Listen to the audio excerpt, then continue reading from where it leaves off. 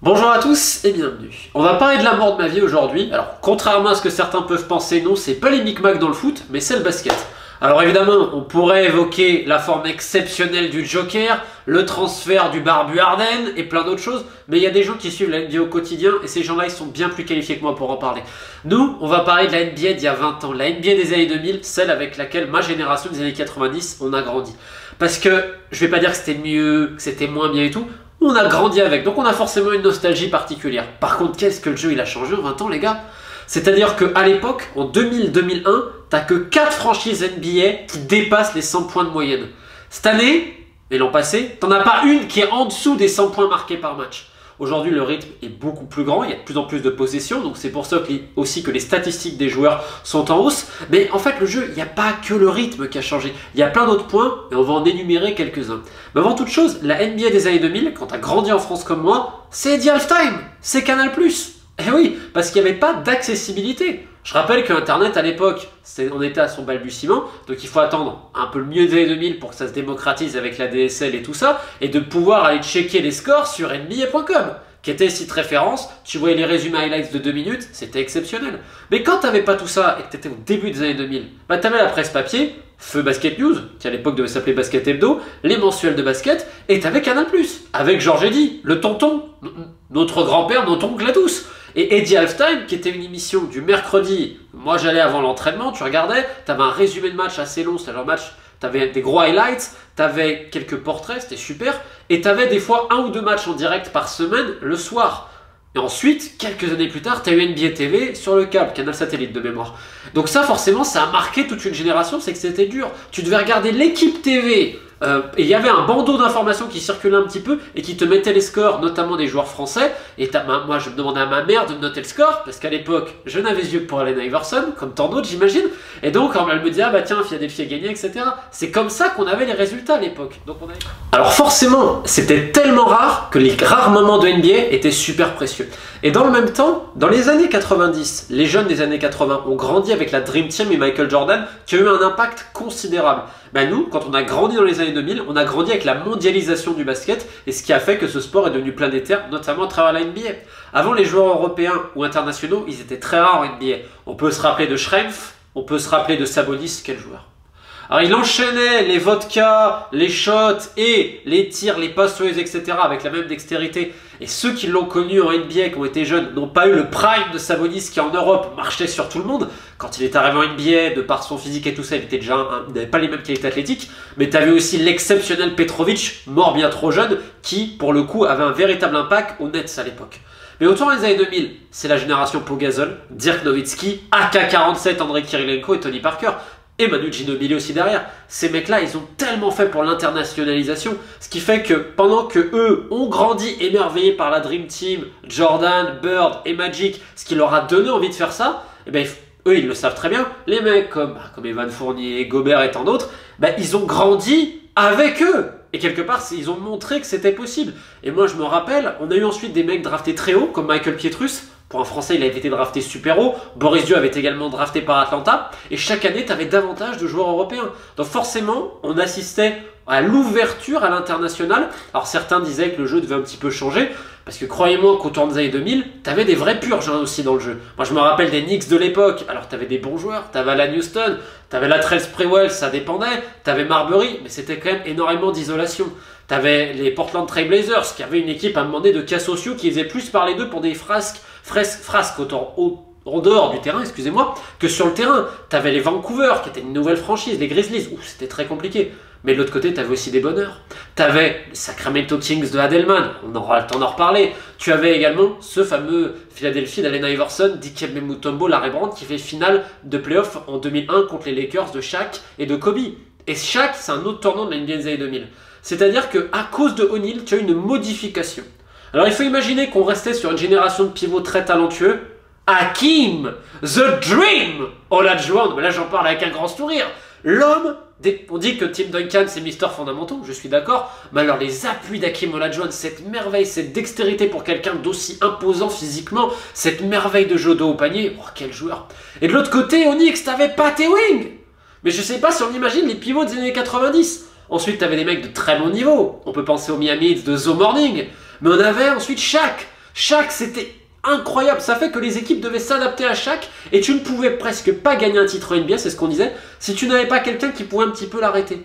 Et donc, dans les années 2000, tu as un profil qui n'existe plus du tout aujourd'hui, c'est celui du pivot ancré au sol, qui est peut-être pas forcément le plus rapide, même si on lui demandait quand même de courir vu le rythme, mais qui était capable potentiellement de l'arrêter. Et tu avais des franchises qui draftaient ce genre de profil-là en disant c'est des prospects.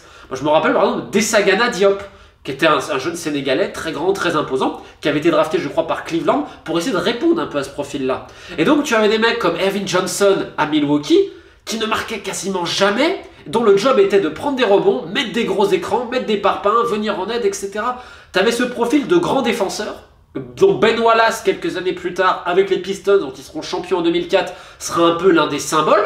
Mais tu avais aussi des mecs comme Eric Dampier, qui était payé très cher en plus, Foyle, je crois qu'il était à Golden State aussi, des mecs comme Mutombo, mais quand même beaucoup plus de talent, il y aurait beaucoup de choses à dire sur Mutombo, des mecs comme Theo Ratliff, c'est-à-dire des gens qu'on espère qu'ils peuvent contenir un peu Shaq. Et même, par exemple, tu prends les Nets, quand après ils ont fait des finales, ils avaient un pivot qui s'appelait Collins, qui n'était pas très talentueux, mais qui était une énorme carcasse. Et derrière, ils avaient pris le vétéran Mutombo pour espérer ralentir Shaq. Il a tellement été dominant, O'Neal, que les équipes essayaient de tout faire. Outre le hack à Shaq, c'est-à-dire une stratégie pour faire des fautes volontaires sur O'Neal, afin de l'envoyer sur la faute des lancers francs en espérant qu'il en loupe un, tu avais dans les effectifs un profil pour le détruire.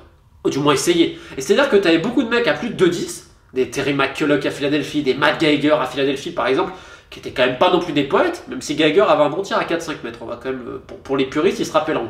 T'avais des mecs également comme Vlade Divac, très grand, alors lui qui avait beaucoup de talent, et on disait à l'époque que si t'avais pas un mec au-delà de 2-10 capable d'être un peu dominant, tu pouvais pas. Et t'avais aussi un proverbe à l'époque, ouais, c'est la défense qui te fera gagner en playoff. Tu peux attaquer, et on croyait pas aux équipes qui étaient un peu run and gun, comme Sacramento, parce qu'on disait en playoff, le rythme va se calmer, et donc c'est différent, et c'est les défenses qui vont gagner. Vous imaginez qu'il y a 20 ans, t'as beaucoup de matchs qui se terminaient en 80 points, et des fois ça dépassait pas 80 points. Alors c'était rare, mais des fois ça arrive, où tu as des matchs en 90 points, avec des possessions lentes, où tu as un meneur de jeu, qui a encore un meneur de jeu, parce qu'aujourd'hui, quasiment tout le monde remonte la balle, peut annoncer un système. À l'époque, c'était pas ça. À l'époque, t'avais des vrais mecs. T'avais l'ancienne génération des meneurs, John Stockton à Utah, son duo avec Karl Malone, mes enfants sur le pick and roll, oh là là. Et t'avais The Glove, t'avais Gary Payton, l'un des plus grands trash talkers de l'histoire sans doute. Et Gary Payton, c'était un mec qui avait un énorme caractère sur le terrain. Tu peux prendre un Sam Cassell à Milwaukee qui dirigeait pourtant des mecs qui croquaient. Il y avait un mec à Milwaukee à l'époque, Glenn Robinson, le Mad Dog, le chien fou Robinson qui pouvait te prendre la balle pendant 15 secondes et te balancer un truc contre la planche, tu comprends pas. Il avait beaucoup de talent. À la manière d'Antoine Walker à Boston. Des croqueurs comme on n'en faisait pas. Parce que il y en a qui vont idolâtrer le passé, mais faut pas oublier que tu avais des croqueurs de ballon. Et donc tu avais des mecs pour les rappeler un peu à l'ordre. Des mecs comme ensuite ont été Chauncey Billups à Détroit. Super tireur, meneur de jeu exceptionnel. Et tu avais un autre type de meneur. C'est-à-dire gros défenseur. Je pense à Eric Snow à Philadelphie. Alvin Williams à Toronto. Des mecs qui marquaient pas forcément, même si Williams il avait quand même du talent. Snow, c'était pas un mec qui tirait à 3 points quasiment. Il ne tirait, imaginez aujourd'hui un meneur de jeu ne pas tirer à 3 points quasiment. Ils étaient là pour organiser, calmer, gérer le tempo, etc. Véritable relais des coachs. Alors je dis pas que c'était mieux avant, je dis juste que ça c'est un poste qui n'existe plus vraiment aujourd'hui.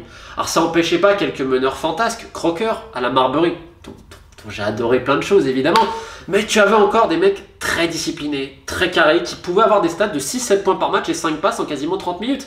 Parce qu'aujourd'hui, tu te dirais, mais le mec a fait quoi sur le terrain? Mais comme je vous dis, il y avait moins de possession, il y avait plein d'autres choses. En parlant, tiens, ça me fait penser aussi, j'avais oublié un pivot bien costaud, qui était peut-être pas forcément mobile pour essayer de contrer Shaq, même s'il est arrivé un petit peu avant NBA, c'est un Vitali Potapenko, qui était notamment à Boston. Un mec, fallait le bouger, fallait en faire le tour. Et à partir de tout ça, tu as également des mecs qui ont influencé considérablement en dehors des terrains. Et qui mieux qu'Allen Iverson? Qui mieux qu'Allen Iverson? La véritable. Donc tu as eu Shaq sur le terrain, mais tu as eu AI. AI c'était complètement différent. Parce que tu peux dire que des mecs comme Kobe, comme Paul Pierce, T-Mac, Vince Carter, etc. étaient un peu dans la veine des grands ailiers, marqueurs, etc. Mais Iverson c'est complètement différent. Puis c'est par l'attitude, la personnalité et plein de choses. Il faudra en faire une vidéo spéciale sur Iverson. Et ça, c'est avec l'époque qu'on a grandi. Alors, c'était des mecs qui avaient, je dirais, qui n'étaient pas lisses. Il y avait encore une NBA pas tellement lisse. Et comme je vous dis, ça chambrait. Des fois, tu avais des parpaings. L'NBA était beaucoup plus dur quand même. Tu avais des vrais trash talkers. On parlait de Peyton, mais un mec comme Kevin Garnett qui venait d'arriver, qui était aussi incroyable. Et tu avais aussi, à cette époque-là, un autre type de poste que je ne retrouve pas tellement aujourd'hui. c'est le grand poste 4 de quasiment 2,10 m pour tirer à 4-5 mètres, mais qui est capable de tout faire. Chris Webber était l'exemple absolu, dommage que ses genoux ont été détruits. C'était un joueur exceptionnel, Chris Webber, qui était un poste 4, 2 mètres, je crois qu'il faisait 2,8 à peu près Webber, 110 kg, dans une dextérité de meneur de jeu. On peut penser à Lamar Odom, qui arrive juste après, qui est drafté par les Clippers, qui jouait déjà meneur quand il arrive aux Clippers à un moment donné, qui pouvait jouer les 5 postes. Quel joueur c'était Lamar Odom? Ça te donnait un poste 4 où c'était les combinaisons super féroces, même pour l'All-Star Game. T'imagines, tu fais un Minnesota Timberwolves, où Garnett est une énorme star, contre les Spurs de Duncan. Imagine le duo. Plus tu rajoutes dans la même conférence un Chris Webber, plus un Dirk Nowitzki.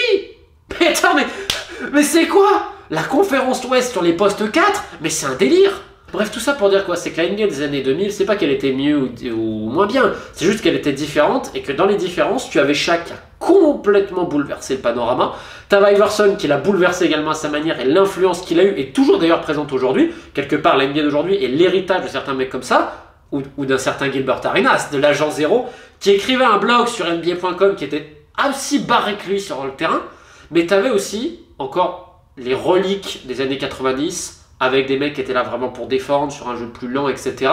Et dans le même temps, ça a vu l'essor de l'internationalisation de ce sport qu'on peut voir aujourd'hui avec le Joker qui... j'aurais tellement aimé voir Vlade Divac et le Joker du jour, Jokic. Parce que Divac, les gens peut-être ne s'en rappellent pas, il était peut-être pas aussi spectaculaire, mais il respirait le basket, le bon vieux Vlade. Bref, j'en ai assez dit. C'est une vidéo un peu en vrac parce que j'ai envie de parler d'un thème que j'adore et donc il y aura beaucoup plus de vidéos sur le basket cette année. Puis bon, quand j'aurai le temps et que j'aurai les moyens, j'écrirai sans doute d'autres ouvrages autour du basket parce qu'il y a tellement à dire avec plein d'entretiens. Et pourquoi pas faire un entretien, un livre notamment, ou un gros sujet notamment sur les mecs au-delà de 10, de 15. Parce que c'est une autre vie, notamment celle de cette époque, retrouver les Mutombo, Olajuwon, juste amoureux, Patrick Ewing et tant d'autres, parce qu'il y a beaucoup à apprendre. Bref, vive le basket, le vrai sport roi, c'est pas le football, c'est bien la balle levée de cuir. Ciao.